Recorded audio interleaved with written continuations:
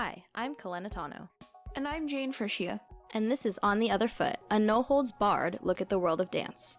Each week, we bring you a podcast on nutrition, lifestyle, and mental health for regular people who happen to dance. Every Tuesday, we're going to take on a topic in the dance world that isn't spoken about enough and approach it honestly for our listeners. Isn't that nice of us? Hi everyone! In case you missed last week's episode, today Jayne and I are bringing you the second edition of our Uncut series, in which we talk alone to get more honest about topics we want to dive into. We've been talking about summer intensives, how to audition, how to afford them, and how to ensure that you have a great time. We hope you enjoy the second part of this chat. I think it's also important to remember one piece of really good summer intensive advice I got from a teacher I used to have was there's always someone better than you that gets in. There's always someone worse than you that gets in. So it's very hard to learn at a young age. I got many a rejection from like big name summer intensives when I was like 13, 14. And I took it so personally and I was like, oh my God, this means I'm never going to be a professional dancer. This is all my hopes and dreams right there. But then it's like, okay, well, someone worse than me got in. They were just in the right place at the right time, and someone better than me got in. And you just have to take it with a grain of salt that what's right for you will come. It won't pass you by. Yeah. It's impossible. It's absolutely impossible in these auditions to make yourself have a 500% success rate. Foolproof. Yeah. It's not possible. Because when they choose people based on, like, if you go to a really big audition, like when I did the Houston Ballet audition, it's very noticeable that they pick people that they really like from the get-go. Yep. And other people, they give them a correction. Give them a correction at the beginning, don't like how it's taken, or they mess something up right after or something like that. Right away decided it's not you. And you know, 5 minutes in, I'm not getting this. But summer intensive auditions, they don't really cut people like they do in company auditions. So you got to sit there and you got to deal with it. And it's fine. And you just have to be like, okay, whatever. That being said, there's also the chance that, they give a random person a correction. It might be you. It might be somebody else. Somebody might get in just because they were standing right there and the person corrected them and they really liked how they took that correction. Yep. So somebody else's spot gets taken away and that person gets slotted in. That's how it is. And sometimes you're number 113 in a 114 person room and you're in the last group for everything, and by time you get to the front group, you're doing Grand Allegro and you just happen to hate Grand Allegro and it goes terribly and they didn't even see the 5. I'm not speaking from personal experience. If I was speaking from personal experience, I would say your group gets to the front when it's a turn combination. And even though you were incredible at Adagio and the girl next to you fell over, she happens to be able to do 5 pirouettes and you can't. And so she ends up getting in because they see you turn and not see you do Adagio. And there's nothing you can do about it. Yeah. And that happens. Yeah. I really like that this podcast episode is just us, like, angrily recounting these, like, horrible audition experiences we've had and been like, it's okay that happened to me. Hey, no matter how bad like your summer intensive audition. We should be typing all of this into the, like, Google Translate and having our computers just read it to us, and that will be the podcast episode. Kalena, it's okay that at the Houston Ballet Summer Intensive audition, the man gave you a correction and you just weren't really paying attention, so you didn't take the correction, and then they didn't look at you for the rest of the 2.5-hour class. Jayne, it's okay that when you auditioned for Pittsburgh Ballet Theater one summer, you had the worst audition of your life because you were in Pittsburgh and immediately upon coming in contact with snow, came down with the flu, and then you forgot your water bottle, your toe tape, and your golf ball in Pittsburgh and didn't realize until you were on the plane to San Diego. Oh, man. Happy New Year, everyone.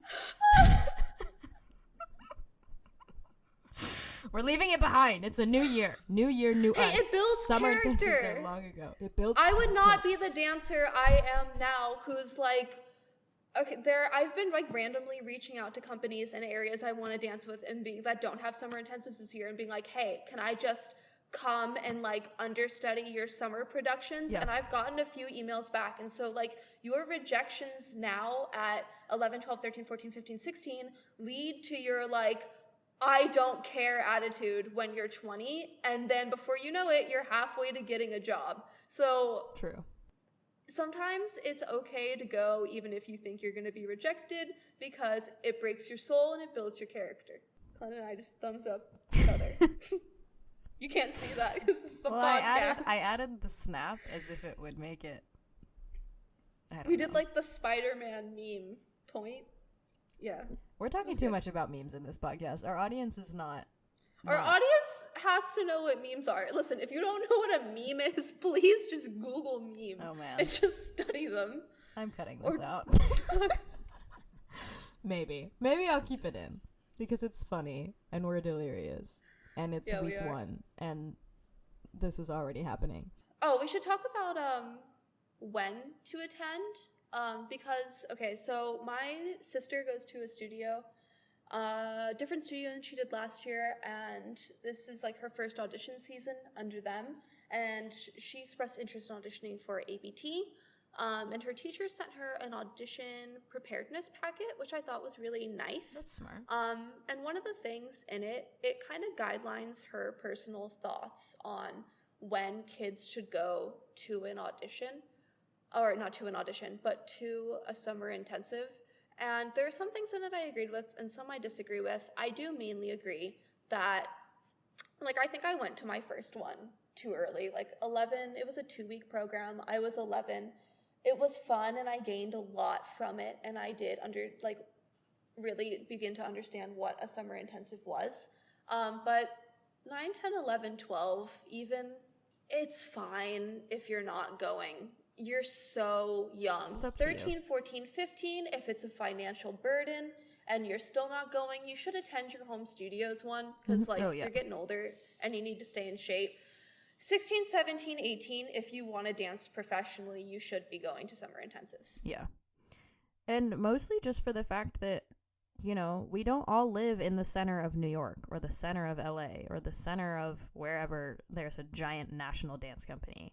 Not everybody grows up at these huge cities that have these huge companies. You're not always a 20 or 30-minute drive away from American Ballet Theater's home studios. Like, some of us grow up in the heart of San Diego where, you know, we have some smaller companies here, but if you really want to go somewhere big, you're going to have to travel and you're going to have to get your name out there. You know, we don't, even in San Diego, there's not a lot of auditions that happen locally. Like, I when I was in high school, I used to have to dedicate the entire month of January knowing that I was driving up to LA or at least to Irvine every single Saturday or Sunday, and I had to choose auditions that way because I could only drive up once every weekend, and like crazy things like that. Like, when you're older, it takes that effort.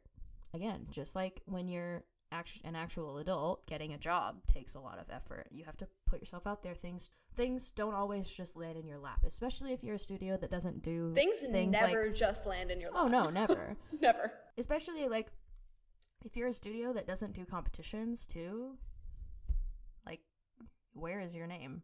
You aren't really getting exposed anywhere other than like maybe your teacher has some good connections, but you know, it's your job to go and to put your best foot forward and to put your gung-ho out there and go for it, and you know, power to you for that. You gotta especially as you get older. You gotta go get it.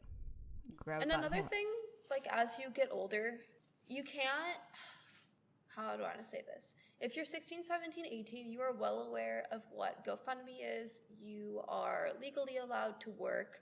You understand how to write a scholarship application because you're about to apply for college. And, you know, I was in a position where even though there are external resources to funding a summer intensive, it didn't make sense for me to go that way, nor did I think it was realistic. I didn't think I was going to get a lot of money from a GoFundMe. I didn't really have anything I could sell. I did do scholarship applications, and sometimes that would help. But if it really means a lot to you to be able to go, someone within your studio probably has connections, can share your GoFundMe. Your teacher can share your GoFundMe. There are ways to get around that other than relying on your family. And I'm not saying that as a call out. Like, there are specific situations where you know you can't afford, no matter how much you try or what you do, you are not going to be able to make ends meet with a summer intensive. But you should explore those avenues because it is helpful. It does take a big burden off your family. Yeah. Once you're old enough, I mean, just like how you're having to go to auditions and take matters into your own hands, like you have to help take matters into your own hands when the opportunity is that big and it gets handed to you. If you know that you can't pass it up, but you have obstacles in your way, whatever you can do to move those obstacles is going to be the difference for you between, I put my best. And, sometimes you do all of that and still the ends don't meet. And you know what? That's not the end of the world, because that's happened to me before. Not really in I've never turned down an intensive completely because I couldn't afford to go. I've been lucky enough to not have to deal with that. But even just in I have a lot to do this summer, my junior and my senior year, I had so much going on over the summers getting ready for SATs, and I had summer classes that I had to do and summer school assignments, and I was traveling and doing all of this stuff. But, the things that I did those summers when I went to City Ballet's intensive, ultimately that is what made me the connection that ended up getting me in as a trainee, which ended up getting me in as an apprentice. And that's fine, because now I'm here and I've grown from that. Even though maybe it wasn't the trainee position at a huge company straight out of high school that I maybe dreamed of a little bit when I was in high school, I learned from that, and now I feel like I could go to a bigger company audition and I maybe could get something bigger. I don't know, maybe that's just the pathway that you take. Going to a big intensive is not the end of your career. Oh yeah, no, for sure. I mean, yeah, there are many, unless it's really the end of your career, usually what you think is the end of your career is not. I had an end of career crisis when I was 15, which I really think is funny to me. Yeah, I mean, Yeah. even and if you go to a big intensive, choosing not to go to a huge intensive is also not the end of your career. Oh, yeah. You don't have to do that. You might feel a lot of pressure to, and it's definitely helpful to have that on your resume when you're older. There's really no harm to it, but if you know that that's not you, then that's not you. Hey everybody, Kalena here. Before we keep going with this amazing interview, let's take a quick break to talk about On the Other Foot. I know, as if we haven't talked about it enough. On the Other Foot is currently entirely run and produced by 2 college students and funded by the little change in our piggy banks, as well as the generosity of our guests and contributors. If you'd like to support On the Other Foot, consider making a contribution by becoming a supporter through Anchor. You can become a supporter today by navigating to our Anchor page and clicking Support This Podcast. Your contribution supports conversations between dancers, teachers, and all regular people who are a part of the On the Other Foot community. Thank you so much for listening, and enjoy the rest of this episode. So I'm not going to name any names, but I did go to a summer intensive one time, and it looked like everything was aligning okay. And this isn't to scare anyone. This is just kind of to say, I did this, and my world didn't fall apart, and all my prospects of dancing didn't fall apart. But I ended up going, and about 3 days in, I realized I did not like the environment. I didn't feel it was very body positive. I didn't feel very supported. I felt very much like it was kind of geared toward pitting people against each other rather than just allowing everyone to take what they could out of it and then choosing who they liked at the end. It was a very tense environment, and I'm not saying you should shy away from a tense environment, but I gave it a few weeks and I assessed why I was so upset every day, and I came to the conclusion that the environment of this intensive wasn't for me, and it didn't make me lazy, it didn't make me weak to not be enjoying myself and to not be in a headspace where I was able to learn. It just meant that this particular summer intensive ended up not being right for me, and I left early. And that, when you're younger and your family has sent you somewhere and you're at an intensive that's geared toward making your experience A happy one, you're going to be in different circumstances, but as you get older, if you find yourself somewhere that's really hurting you mentally, I think it is okay to have a conversation with your family and to look internally and to ask yourself why you are not doing well there, and whether or not you choose to leave, you can grow from that and make sure that you make a different decision the next year. The point of my story is just because you end up somewhere where you are not having a good time, or you accidentally go somewhere that you just can't handle, it's not the end of the road just because it wasn't for you. Yeah. And the other good thing about intensives is that they're usually fairly short. Yes. The longest intensives are usually like 6 weeks long, especially for kids in high school. If you're like early high school or middle school aged, you're only going to be going to an intensive for 2 to 4 weeks.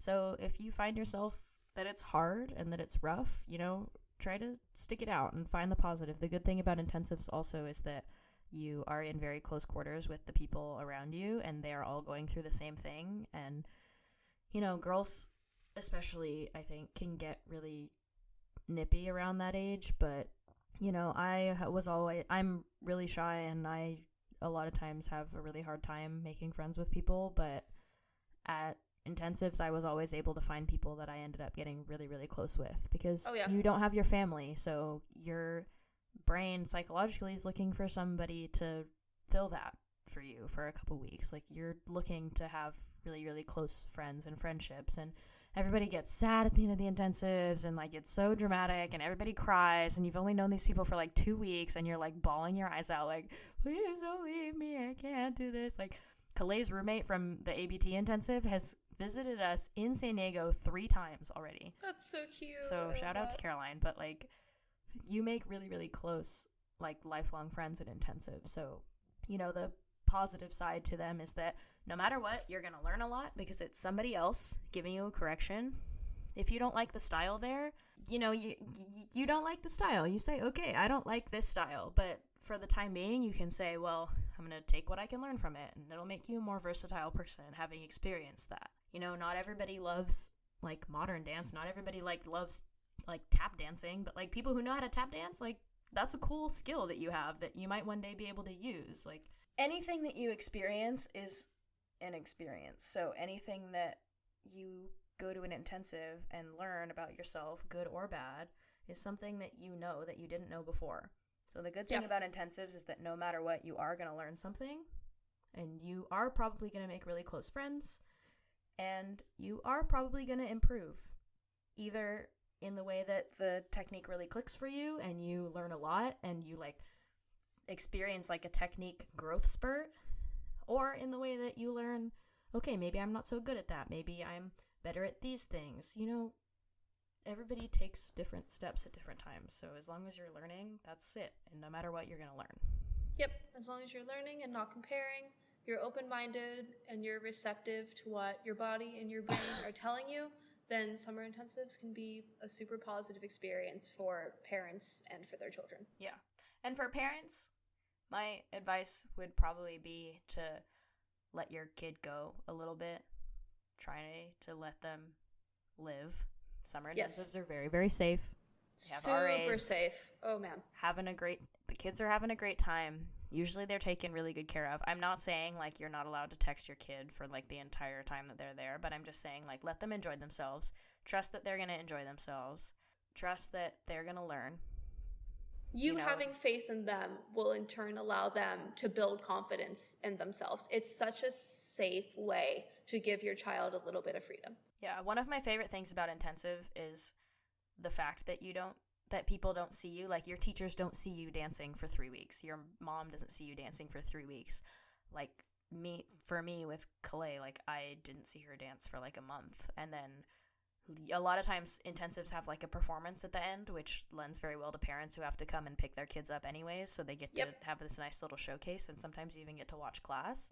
Like, every intensive I've been to, like, this isn't like tooting my own horn or anything, but like I know that this happens with everybody. Like, your parents sit there and they're like, oh my God, like, who is that? Like, oh yeah, that's insane. Like, you as a dancer might not feel that you've improved that much, but you'll get back and people will see a difference. They absolutely will. If you put yourself out there and are open to the new opportunities and the new changes and the new things, you're gonna see people noticing that, and it's not fake. Like, take the compliment. It's real. Yep. Yeah.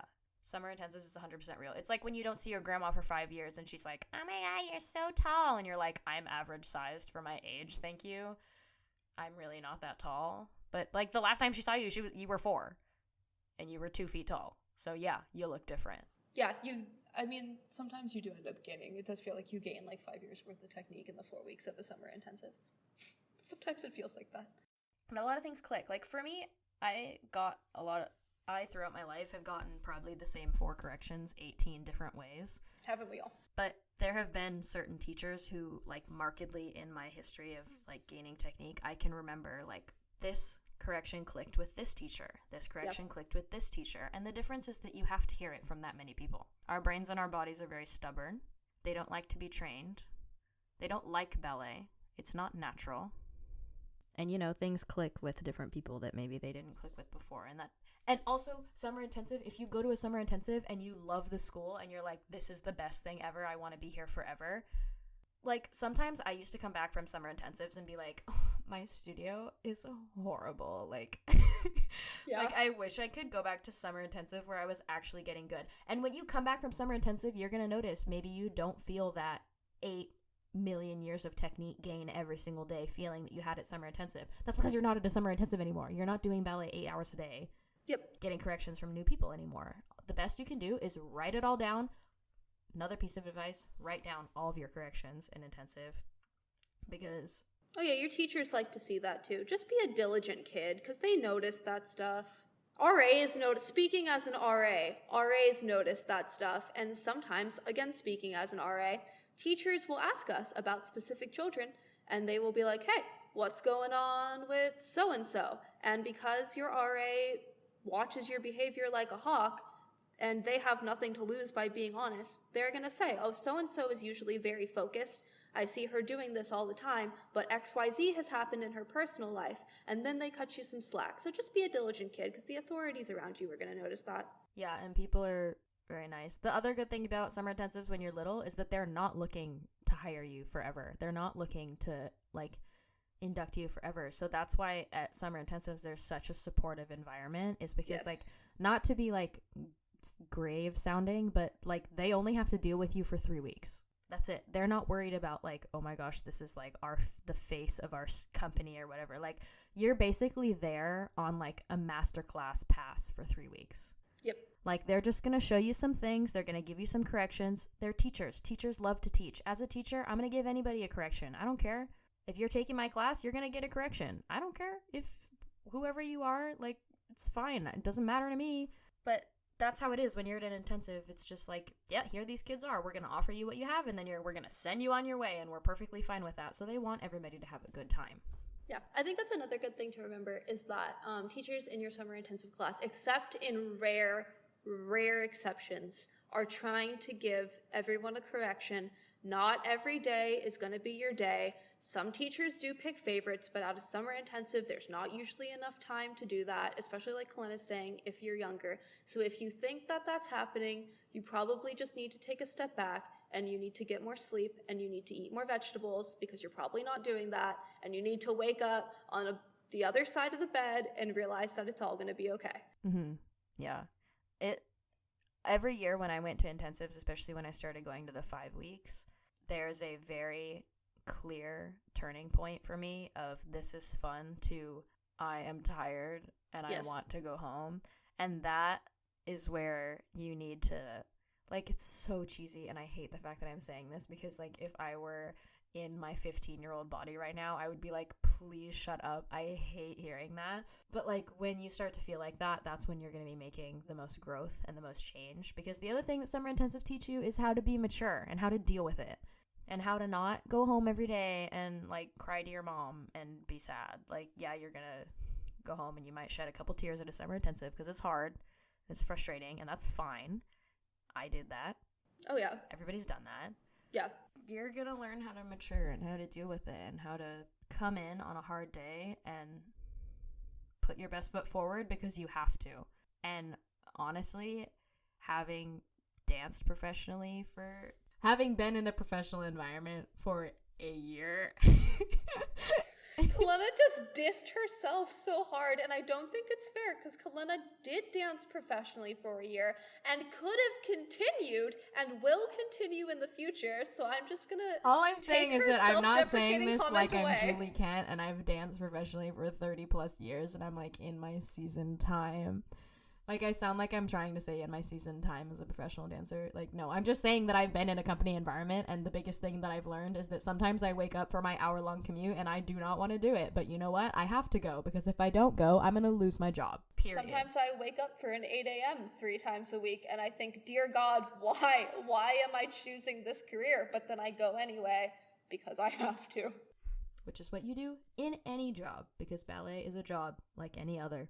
Hate to break it to y'all. That's the point of this podcast. Ballet is a job like any other. We are normal human beings with normal people feelings and normal people jobs. So that's our summer intensive audition of the podcast.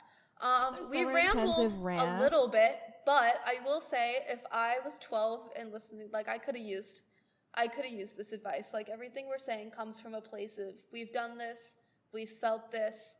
We know that kids today still feel this. We know that parents still have these reservations. Mm-hmm. So we hope you got something out of this. I think the overall takeaway is that unless you are in a very extreme case, summer intensives are positive. There are ways to raise funds for the financial burden. There are ways to look after your child, even if you are far away from them. Mm-hmm. Freedom is a great thing. Discovering who you are within the world of dance is a great thing. And making international and friends from out of state is a great experience for any child. And it's a really safe way to grow up and to understand what it takes to dance professionally. Yeah. Yes. And if you are a kid or a parent or a whoever who is super confused about summer intensives, doesn't understand what they are, you know, if you have like even the slightest like stupidest question that you can think of, ask somebody. Do your Email research. us if Email you want. us. ontheotherfoot.podcast@gmail.com. Yep, you can email us. I'll answer. Jayne will answer. Yep. We'll give you a little howdy hey advice session. That's fine. I don't care. It's fun. I already do it like 4 times a week with some of my students. I actually, in reality, think that I've been asked for summer intensive advice probably 2 times. But if you count all the times that my mom asked me, Oh God, then I was just asked today, like 45 I'm not minutes gonna ago. diss my mom like that. I love my mom. I love my mom too, but I'm a wealth of knowledge. Hi Mom, Google I'm a it. wealth of knowledge. Google is your friend. Dance Magazine is your friend. Point Magazine is your friend. Facebook. I don't know. I'm not a Facebook mom, but like there's probably a plethora of Facebook groups for fellow parents who need help figuring out what the heck to do with their child over the summer. If you're a kid, ask older girls at your studio. Ask your teachers. Ask whoever. Ask us on theotherfoot.podcast@gmail.com. Ask us for advice because we Slide give advice into our all the time. DMs. Welcome to an episode with just Kalena and Jayne where they scream into the microphone and Kalena has to individually clip the clips of her screaming and turn the volume on them down so that people don't unsubscribe from us and we lose all of our integrity. Heck yeah. We need to wrap this up.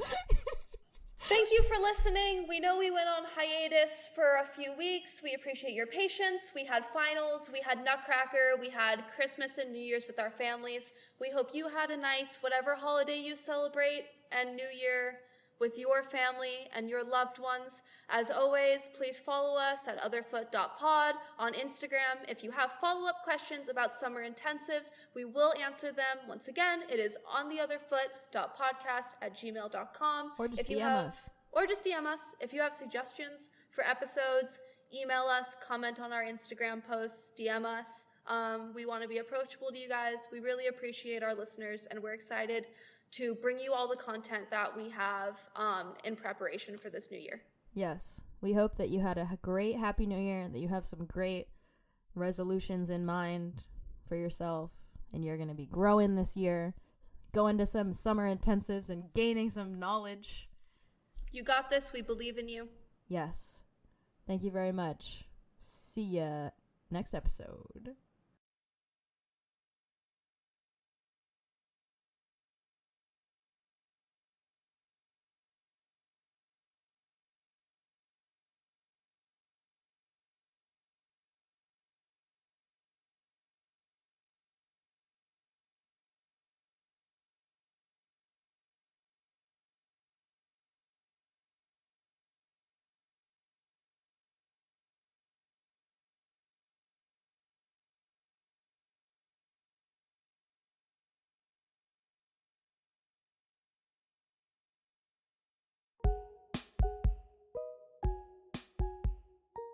We hope you enjoyed this week's episode of On the Other Foot. We want to connect with you on days other than Tuesday, so be sure to follow us on Instagram and Facebook at otherfoot.pod. And visit our website to learn more about how On the Other Foot started and join our mailing list. If you have any questions for me and Jayne, or would like to suggest a topic or guest, email us at ontheotherfoot.podcast@gmail.com. And please subscribe. It makes a huge difference to us. We want to offer you all discount codes and annoy you with sponsorship ads, and we cannot do that unless you subscribe. So please, do it now. And above all, thanks for listening. It really means a lot to us. We hope you tune in to On the Other Foot next week for more conversation on the world of dance.